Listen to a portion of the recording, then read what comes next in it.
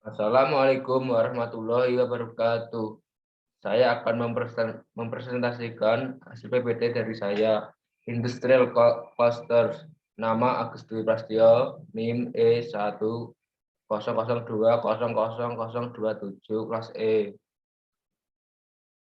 Aglomerasi industri, juga dikenal sebagai distrik atau klaster industri, adalah konsentrasi geografis kegiatan ekonomi. Ini aglomerasi secara tradisional dipahami sebagai hasil dari penghematan ekonomi, dimungkinkan melalui pengurangan rata-rata biaya produksi atau penyediaan layanan karena kedekatan spesial. Ini tabungan dikenal sebagai skala ekonomi eksternal. Sebagai tipologi distrik industri ada dalam literatur, meskipun tipologi ini harus dianggap sebagai tipe ideal. Aglomerasi industri secara bersamaan merupakan aspek pembangunan dan spesialisasi yang tidak merata dan berfungsi sebagai tempat penting penciptaan lapangan kerja dan inovasi. Aglomerasi ekonomi dan eksternalitas. Dasar untuk memahami aglomerasi industri adalah gagasan skala ekonomi eksternal. Skala ekonomi mengacu pada biaya penghematan input per unit ketika skala tertentu tercapai dan dapat internal atau eksternal. Ketika skala ekonomi bersifat eksternal, penghematan biaya dialami secara kolektif oleh perusahaan di wilayah tersebut, biasanya melalui pembagian manfaat dari pembangunan infrastruktur dan munculnya kelompok tenaga kerja khusus. Distrik industri Italia.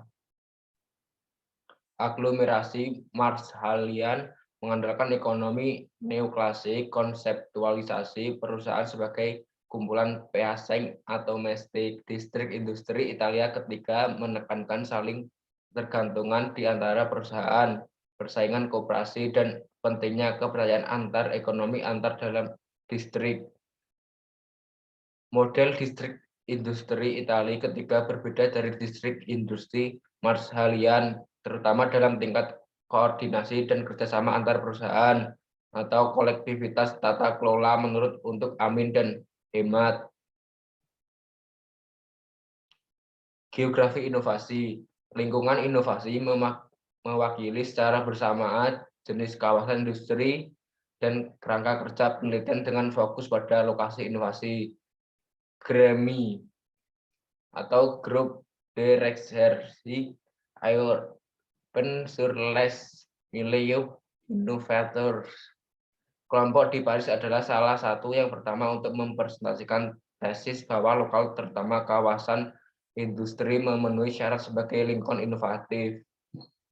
Sebagai bagian dari GREMI, kelompok Aidalot termasuk yang pertama dalam mengadvokasi analisis kabupaten yang memproduksi diri dengan cara penghancuran kreatif. GREMI menganggap lingkungan inovatif sebagai ruang pembentuk ruang dan berfokus pada peran lintasan teknologi endogen dalam pembentuk ruang produksi. Cluster Industry Porter.